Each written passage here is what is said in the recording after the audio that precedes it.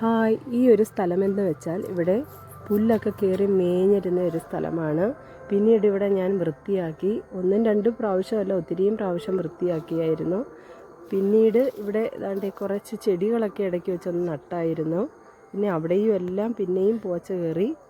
പിന്നെ ഞാൻ ഇവിടെയൊക്കെ ഇന്ന് 2-3 ദിവസമായിട്ടൊന്ന് വൃത്തിയാക്കി ഇത്രയാക്കി എടുത്തു. ഇത്രയൊക്കെ ആക്കി ഇനി ചെടികളൊക്കെ നട്ട് ഇവിടുന്ന് ഒന്നും കൂടെ ഒന്ന് മനോഹരമാക്കി എടുക്കണം.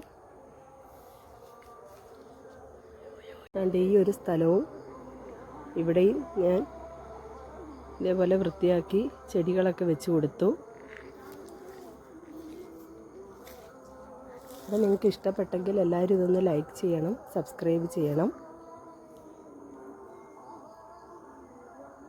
ചെടിയൊക്കെ ഒന്ന് പിടിച്ച് വരണം, എന്നാലേ അതിൻ്റെ ഒരു ഭംഗി വരത്തുള്ളൂ.